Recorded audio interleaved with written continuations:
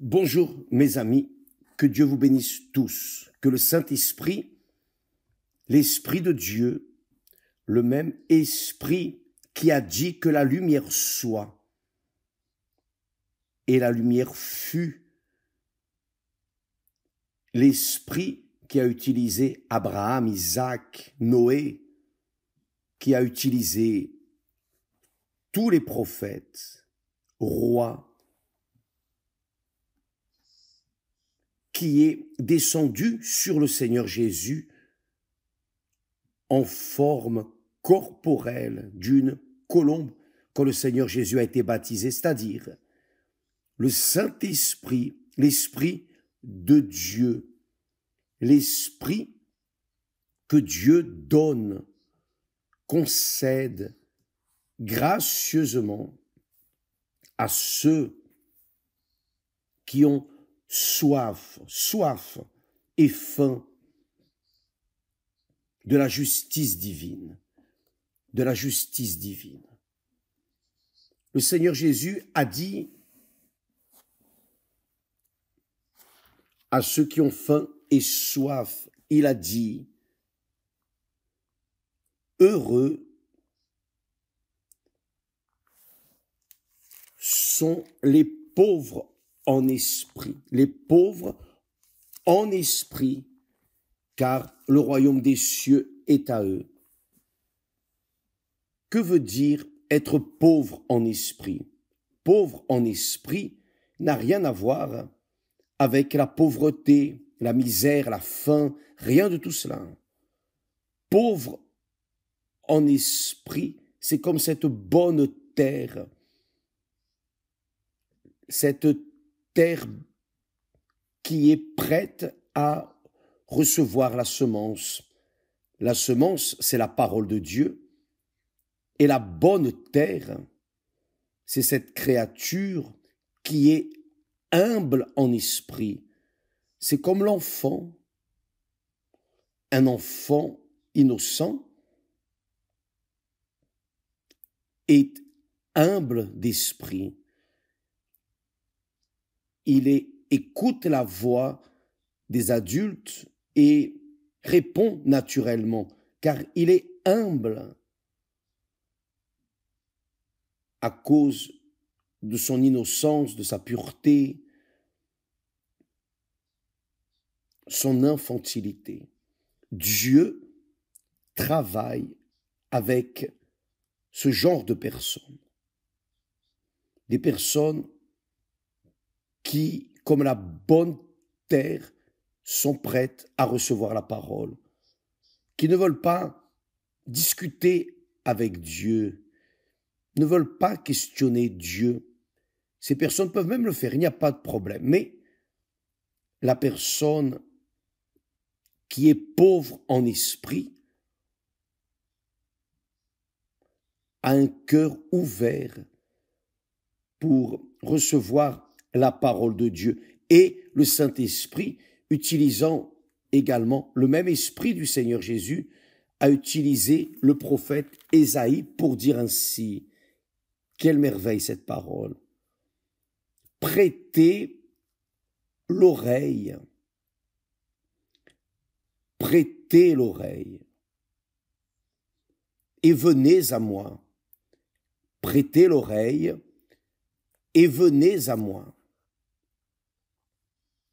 Écoutez et votre âme vivra. Quelle chose merveilleuse. Vous savez que tous les problèmes que nous affrontons ici dans ce monde, dans la chair, dans le corps, sont directement liés à l'âme. C'est l'âme qui souffre. C'est l'âme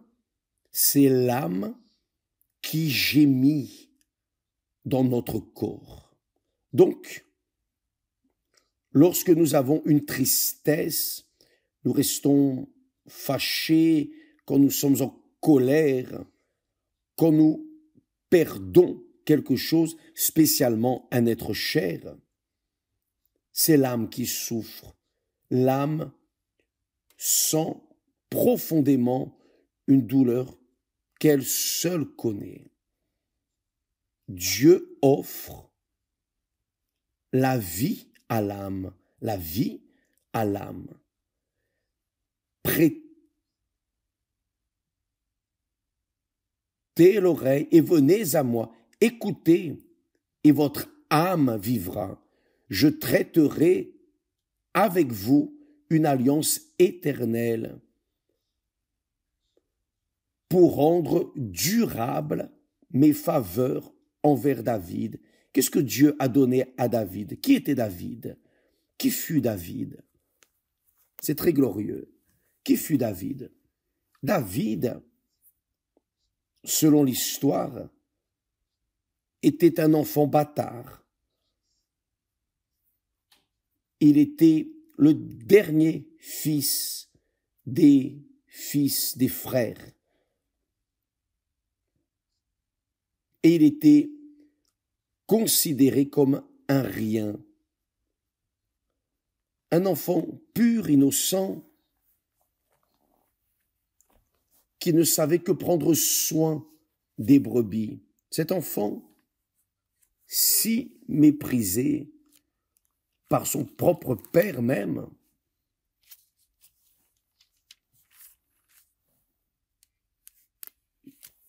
vivait sa foi dans le Dieu d'Abraham, d'Isaac, d'Israël, le Dieu dont nous parlons, le Dieu de la Bible.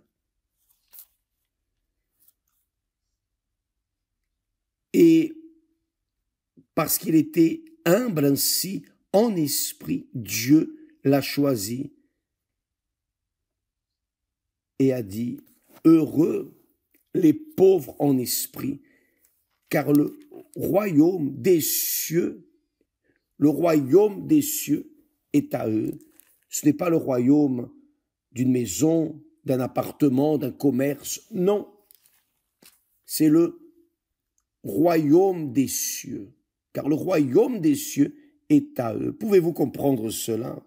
Ah, évêque, c'est trop merveilleux pour recevoir, c'est très glorieux. Eh oui, eh oui. Comment pouvez-vous voir ce tout-puissant, le tout-puissant de David être également avec vous? Comment pouvez-vous le voir? Quand vous faites une alliance avec lui, c'est ce qu'il dit. Je traiterai avec vous une alliance éternelle. Savez-vous ce qu'est une alliance? Le mariage est une alliance. Dieu a créé le mariage. Le mariage sacré, c'est l'institution la plus sacrée que Dieu a créée ici sur terre. C'est le mariage. Il n'est pas mort, non, il est mort pour le monde. Mais pour ceux qui ont l'humilité, qui sont humbles en esprit, ceux qui écoutent la voix de Dieu, le mariage est une alliance pour toujours, pour toujours. Car le mariage représente le mariage avec Dieu. Je traiterai avec vous une alliance éternelle, une alliance éternelle. Donc, Dieu veut faire une alliance éternelle avec vous. Il veut se marier avec vous. Le saviez-vous?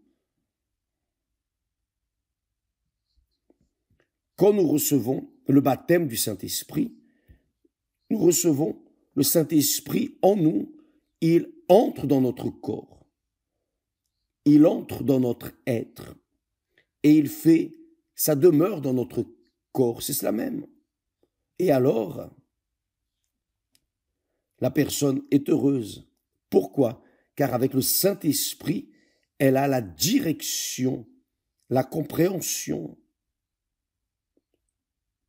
pour faire ce qui plaît à Dieu et qui certainement lui apportera des bénéfices. C'est ce que Dieu promet ici.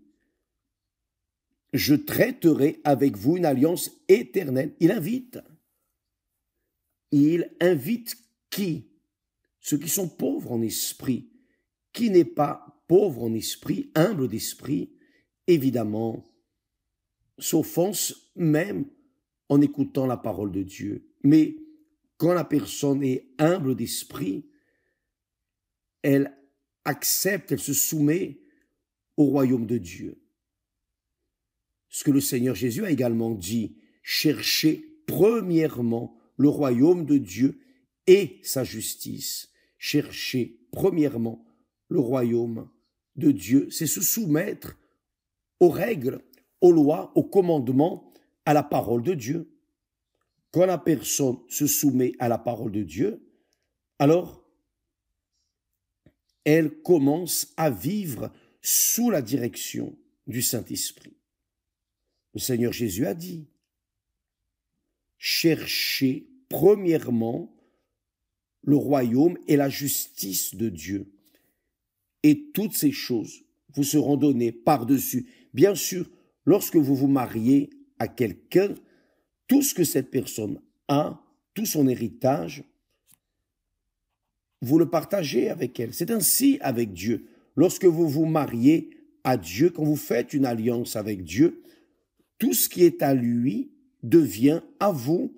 Vous devenez héritier de Dieu, co-héritier de notre Seigneur Jésus-Christ. Donc, mes amis, aujourd'hui, nous serons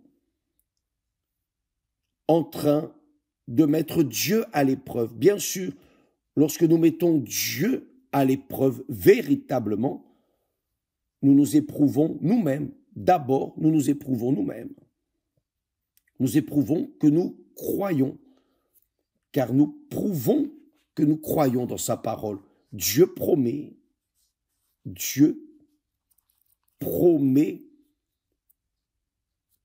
les faveurs durables de David. David,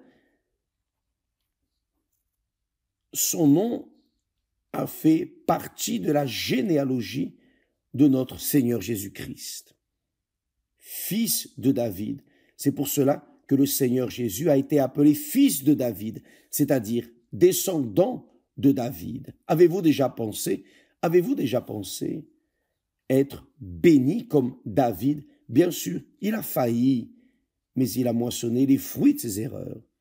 Il a payé le prix, mais il s'est repenti et Dieu l'a honoré avec son pardon. Dieu l'a honoré de son pardon. Dieu veut également vous honorer de son pardon, mes amis. Il veut faire cela, mais il ne peut pardonner que ceux qui, comme cette terre, bonne terre, est humble pour recevoir la semence. Si on plante du riz, c'est du riz qui va naître. Ce qu'on plante va donner l'effet. Pourquoi? Car c'est une terre fertile. Ainsi est la personne qui est humble. Quand elle éprouve la parole de Dieu, quand elle a le courage de mettre la parole de Dieu à l'épreuve, elle est en train de manifester une foi solide. Elle manifeste la foi dans la parole de Dieu. Ce n'est pas dans la parole de l'Église, de la religion, non. Elle est en train de manifester la foi dans la parole de Dieu. Oh mon Dieu, si tu as dit ça et que c'est vrai, comment vais-je savoir que ce qui est là est vrai? Quand je vois cela arriver dans ma vie, c'est ce que nous allons faire aujourd'hui, dans toutes les églises universelles. Sur toute la terre, vous êtes notre invité. Où que vous alliez, mettez Dieu à l'épreuve. Allez à fond, mais allez avec tout. Allez avec tout, toutes vos forces. Vie ou mort, c'est cela. Si vous avez le courage, c'est vie ou mort. Qui a cette foi courageuse, audacieuse, impétueuse, certainement, cette personne verra la grandeur de Dieu dans sa vie. Donc, par exemple, vous êtes une personne qui a soif de recevoir le Saint-Esprit. Alors, vous n'allez que pour recevoir le Saint-Esprit. N'y allez pas pour recevoir autre chose. Allez avec soif de mettre Dieu à l'épreuve, spécifiquement avec ce que vous voulez. Quel est votre plus grand désir? C'est le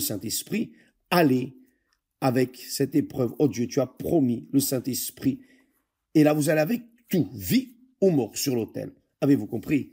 Si votre problème, c'est la santé, si votre problème est économique, si votre problème, quel que soit votre problème, allez sur l'autel et déversez votre âme comme de l'eau sur l'autel. Oh mon Dieu, le Seigneur a promis, je suis là. Cela fait des années que je cherche, des années que je demande.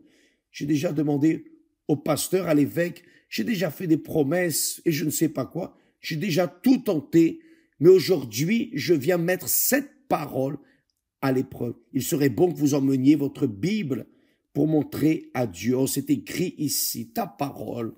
Ça, c'est vrai. Alors, si c'est vrai, je le veux aujourd'hui, maintenant.